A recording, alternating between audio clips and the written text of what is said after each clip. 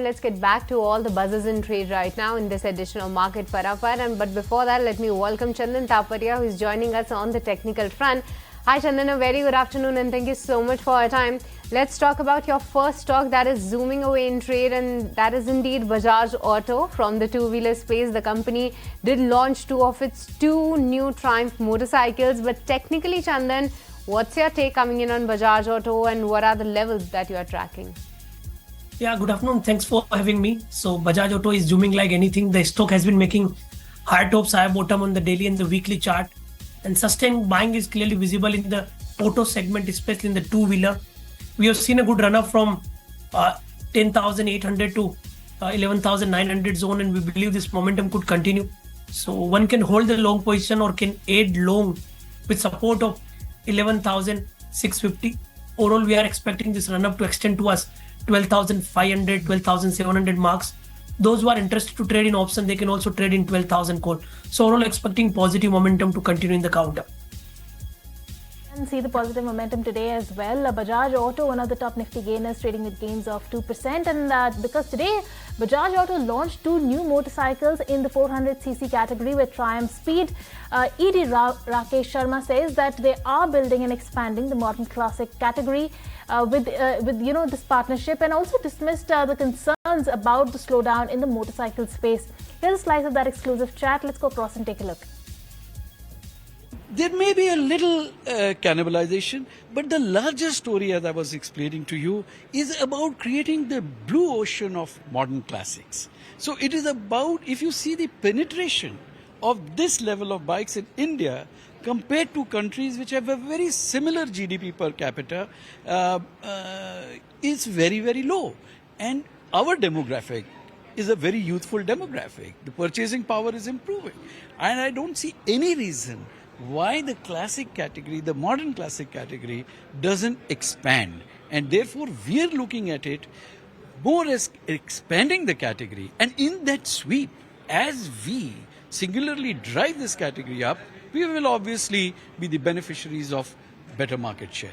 So one thing has happened generally we have seen in four-wheeler sector is slowdown coming. What about your segment? Because your segment is also on high base. Are there slowdown concerns coming there? Though sales looking to be quite better, but maybe after the festival season, are you preparing for some kind of slowdown coming in that segment? Well, in the motorcycle space, we have been looking at something like an underlying growth of 5 to 8%, and this is largely driven by the recovery post-COVID finally reaching our type of customers. Our bulk of our customers earn 30 to 40,000 rupees per month. They are very different from the car people, and these people are now getting swept up on the underlying economic recovery. Now, this month itself is a little bit slow, which is understandable because there is a season right around the corner. This time, October is packed with both the festivals. So, there is natural to expect that the customer will postpone the purchase. So, we will see a soft September, but I think this October should be good. And I think over the financial year, we should see an underlying growth of 5 to 8%. All right, that was the management of Bajaj Auto, the stock that is soaring away in trade. But another stock that is in focus today is Coforge, and it is on the back of a note by Citi. They had a management meet, and according to Citi, they're maintaining a sell on the counter with a target price of 5,885 rupees. Now, they feel that the key discussion points were on the demand outlook, the order book, the Signity acquisition update, and the margin trajectory. Now, the management reiterated that the demand seems to be bottomed out, and there is a slow pickup. That's likely to sustain over a period of time. The margins ex ESOP costs remain under control. In addition, lower ESOP costs in Q2 will also aid the margins going ahead. Management reiterated the guidance that the first half FY25 margins will likely see a 50 basis point improvement on a year-on-year basis. But Citi is maintaining their sell on the counter. But Coforge right now is trading in the green, trading with gains of 0.8%. All right, but sticking with the IT space then, and Chandan, talk to us about how do you see Persistent Systems on the technical front? So positive on most of the IT name, and IT is one of the strongest counter which has been holding the gains with sustained buying interest. We have positive on the persistent system. Stock has seen the build-up of long position and slow and steady. It's heading towards the new lifetime high territory. If I look at the major decline which happened at 3200 zone, and then if I connect a trend line, that the stock is exactly holding well to its rising trend line. So it seems that consolidation of last 8-10 days is getting over, and the stock is all set to start the next leg of rally. So with support of 52.50, we are expecting a run up towards 55.50 in the counter. All right, that's persistent. But moving on, Ria, you have picked out SpiceJet for us. SpiceJet has been in the news for a while. Today also it is actually knocked down in trade 5 or more than 5.5%. Tell us what's the news flow on this counter? SpiceJet is definitely in focus today since they are planning to raise rupees 3,000 crores via the QIP that opened yesterday. Now, out of this, 1,500 crores is the base size, and there's a green shoe option for an additional rupees 1,500 crores. Now, sources say that the company has already received offers that are exceeding rupees 3,000 crores, and they've received good interest from both domestic and international institutional investors as well. And several mutual funds and FIIs are expected to participate in this issue. Now, SpiceJet intends to use the funds raised for growth initiatives, fleet expansion, revival of grounded aircrafts, operational enhancements, and also to strengthen the company's balance sheet. Now, the indicative issue price is rupees 61.6, which is a 5% discount to the floor price, and 38% equity dilution is expected at the indicative issue price. Now, the stock is reacting negatively since the floor price at rupees 64.79 per share is a steep discount of 16.7% to yesterday's close price, and right now the stock is down more than 5% reacting to this news. All right then, but moving on, let's shift focus to a bunch of counters that are in focus as FTSE changes. September 24th semi-annual review changes have been announced. And when we look at the companies, then before that, the name of the companies changes comprising to FTSE All World Index. The adjustments are expected to be due on September 20th, and as well as the rebalancing could lead to $1 billion of net inflows in all. Now, select counters that will be in focus. Then in that, we can see weightage increase for ICICI Bank, Kotak Mahindra Bank, EB Capital, as well as Tata Tech. All these stocks will be in focus, wherein almost one times of their average trading volumes of inflows are expected to be there. But in terms of the weightage decrease, then M&M could be in focus because $65 million of total net outflows are expected for M&M. So these are the stocks that will be in highlight on the back of these. Changes are expected to be due on 20th September. All right, moving on to another counter, AU Small Finance Bank. Now, UBS has come out with a note and they've initiated a neutral with a target price of 770 rupees. In fact, the stock has been whipsawing in trade today. It opened up with the gains of 0.5%.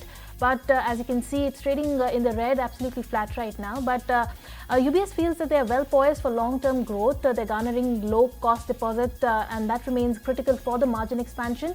The key challenge is that the elevated credit costs, particularly in the MFI segment, is likely to be a dampener, but they're neutral on near-term headwinds, and on the back of that, they're maintaining a neutral stance. UBS on AU Small Finance Bank, but currently it is trading flat in trade with minor cuts of 0.1%. All right then, that's about a Small Finance Bank. But Chandan, HAL, the stock that was seen to be flying high in the past a couple of years actually, but for now it seemed to be diving low. What's your take coming in on HAL, Chandan? Is the stock in for some more correction? Yeah, the stock has been making lower top, lower bottom from last couple of weeks, and it has given a breakdown below multiple support of 45-50 zone. So because of that, profit booking could continue. Technically, it has been forming a negative price pattern. So with hurdle of 45.50, I believe HL can see more weakness towards 4300 zone. All right, moving on. Torrent Power is what you picked out for us, Riya. It is trading with gains of over 1%. Tell us what's the news flow here. Yes, sir. So yesterday, Torrent Power at the RE Invest 2024 conference announced a commitment of over rupees 64,000 crores with potential employment for 26,000 people. And these investments are going to be done to install 10 gigawatts of renewable energy projects by 2030 and also to set up a 1 lakh KTPA green ammonia production facility. Now, as part of these commitments, the company has entered into an MOU with the government of Gujarat for the execution of a 5 gigawatt solar wind or a solar wind hybrid project at the Dwarka district in Gujarat. Now, in early trade today, the stock was up around 4.5%, and right now it has pared down a little bit, but still trading with strong gains of 1.5%. Alright then, that's about Torrent Power, but let's move on, and the next stock that we're going to be talking about is IndusInd Bank. And Ankita, take us through why the stock is in focus. Absolutely, IndusInd Bank is in focus today because Citi has come out with a note. They had a management meet, and Citi has come out and maintained a buy with a target price of 2,000 rupees. Now, they feel that the collections and the cautiousness is being prioritized over the growth of in MFI, and also the vehicle financing disbursements is likely to see some revival post the election phase.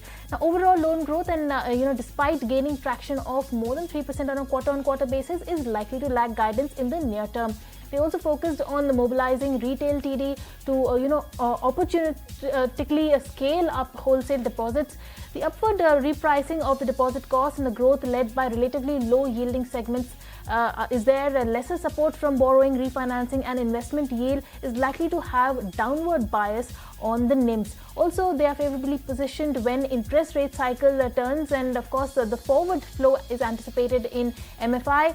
The VF stress is likely to moderate and the corporate slippages is likely to be contained. Now, the draft LCR impact is likely to be in high single digit, and on the back of that the MD and CEO has also been reappointed, and also that's the word coming in from Citi on IndusInd Bank. It's trading with gains today. All right, sticking with the banking space then, and sticking with the private banking names, and ICICI Bank is the next stock that Chandan you're tracking. Tell us more, how is the technical setup looking like? So I think the structure indicates that some sort of recovery could be seen from the lower levels. However, multiple barriers are there, but I believe one can hold for the 3 to 5% kind of run-up could be there in the counter from current zone. All right, moving on then, with the economy readying itself for a pickup in the capex cycles and need for credit, it is now time to buy. Is it really the time to buy into banks? And if yes, then should one be in the private space or the PSU banks? Well, let's understand the investment rationale with ValueQuest's Ravi Dharamshi. Asset quality is as pristine as it can be for the lenders. However, I think post 21, there was a rally from the undervalued stocks within the banking sector. Going forward, the cycle is going to take a turn for the better in terms of re-leveraging cycle starts for the economy.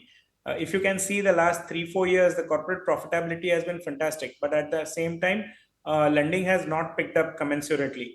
I feel now we are on the verge of that private sector capex cycle picking up. And that means the releveraging in the economy will start. In a scenario like that, where the credit is growing fast, it is going to be the leaders that are going to do well, which is the private sector banks. So the reversion to mean trade in the PSU banks, in my opinion, is pretty much done. They will manage to raise funds. They have to raise funds because they are all at around 15-16x leverage. And they will have to bring that leverage down. So there will be some dilution over there. And that dilution naturally means that returns from here are going to be more tepid than they have been in the last couple of years. Private sector, on the other hand, is well capitalized, clean balance sheet, and have capital to grow as well going forward. Barring a couple of the larger banks where there are some transition related issues, the leadership transition related issues, I think as a group, as a cohort, private sector banks are likely to do well over the PSU sector going forward. All right, that's the take coming in on the banking space. We're moving on. Let's talk about Gujarat Gas, because this stock is in focus as well. Because as per channel checks, IOCL has introduced the import duty exempted propane and LPG for the MOBI market on trial basis. Now, this is likely in continuation of the FTA agreement signed between UAE and India with IOCL. Now, the import duty rate is 2.5% and will directly benefit the propane pricing versus the gas pricing in MOBI region. Now, current gas volumes in the MOBI are at around 2.2 MMSCMD, as well as propane is at 3.8 MMSCMD. Now, after this import duty exemption, it's expected that the volumes could be impacted and Gujarat Gas volumes could be impacted as well, and that's why we are seeing the stock is almost at the day's lowest point right now. All right, moving on to another counter that is in focus today, and that is JK Tyre. Now, the company has approved the merger of Cavendish Industries into the company for operational efficiencies, and the amalgamation would result in the share transfer. Now, the shareholders will get 92 shares of JK Tyres for every 100 shares of Cavendish held. And the amalgamation is likely to result in the operational synergies. It's likely to reduce costs and consolidate sales and distribution network and enhance the shareholder value on the back of this merger. JK Tyre is in focus today. Currently, it has given up all the morning gains. It's trading in the red with cuts of 1%. All right, that's about JK Tyres. But Chandan, let's talk about PFC then, because there's been no stopping for this particular stock. Chandan, where do you see the stock headed? Weak structure is clearly visible in the counter. It has been making lower top, lower bottom from last 8-9 trading session. On weekly scale, it formed a multiple rounding top, which indicates some weakness could be there. It has broken the immediate support by holding well below 500 zone. So till it remains below 500, sell on bounce could continue, and it can dip down towards 460 marks. All right, moving on to another counter in focus. IREDA, the Prakash Priyadarshi, our colleague, got up with the IREDA CMD on the sidelines of the Renewable Energy Summit that's going on. Pradeep Kumar Das, he expects the government nod for a 10% stake dilution in the 2 to 3 coming days. Let's go across and listen in to more. We will be going for fresh issue because we require fresh capital for our net worth addition because we have to maintain a healthy CRAR. So, post our IPO, our CRAR was 25%, it has come down to 20%. And the kind of disbursement plan what we have, our CRAR will further go down. So any ratio of below 18% is not a healthy signal. So we have to periodically pump in equity. So we have decided to infuse equity to the tune of 4,500 crore to 5,000 crore this year end. For that, whatever natural dilution will happen, that will happen for Government of India. Government of India is not going to sell anything. Automatic percentage dilution will happen. We have sought 10%, up to 10%. We are waiting, maybe in a couple of days we will be getting the approval. All right, so that was the management of IREDA. But moving on from the auto space today, there's been no stopping for Ola Electric as well, because not just one, two brokerages have come out with very positive notes on Ola Electric. Ria, tell us more which brokerage is sounding bullish on Ola Electric and what are the targets that they have set? Yes, absolutely. So Ola is definitely in focus today on the back of both of these brokerage notes. Now, firstly, BofA has initiated a buy call on the stock with a target price of rupees 145, saying that Ola is the largest electric two-wheeler company in India as of now with a share of 40%.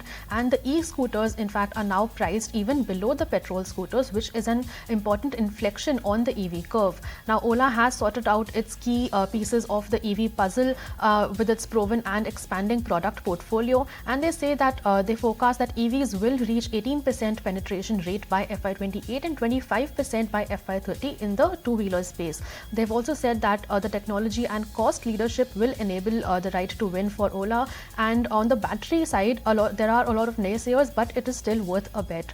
Goldman Sachs also has initiated a buy on the stock today with a target price of rupees 160, saying that building the local formula for giga growth in electric two-wheelers is going to go well for Ola Electric. They say that it is positively levered to long-term structural growth trends in India's electric two-wheeler market, and they see debates around in-house battery cell manufacturing as a key driver of volatility for the stock in the coming year. Now, they've also said that Ola can achieve an EBITDA break-even in FY27, and they are expecting an FY24 to FY30 revenue growth of over 40% CAGR, implying an FCF break-even in FY30 FY30, and they are expecting Ola Electric to achieve 11.9% EBITDA margins and 27% ROIC by FY30. And on the back of both of these brokerage notes, the stock is locked in an upper circuit of 10% right now. All right, that's Ola Electric locked in the upper circuit yet again. But with that, we've come to an end of all the stocks that are buzzing away in trade. Thank you, Ria. Thank you, Chandan, so much for joining us today. We will let you go on that note. But on the completion of 100 days of Modi 3.0 Sarkar, Group Editor-in-Chief Navika Kumar had an exclusive conversation with the External Affairs Minister S. Jaishankar. Well, he highlighted the steps taken by the government in the first 100 days, including the G7 summit, Singapore-Brunei tour. Well, S. Jaishankar also called PM's visit to Russia and Ukraine one of the most crucial steps by the government. Let's go across and listen in. As everybody would want to know, the first 100 days, what was the defining moment in these first 100 days for you as the External Affairs Minister and for the government for the third time taking over the reins of this country? Navika, first of all, let me say it's a great pleasure to be back on the channel. And I would say this, look, because it was the third term, we were ready to go from day one. We had given a lot of thought to what the first 100 days would be.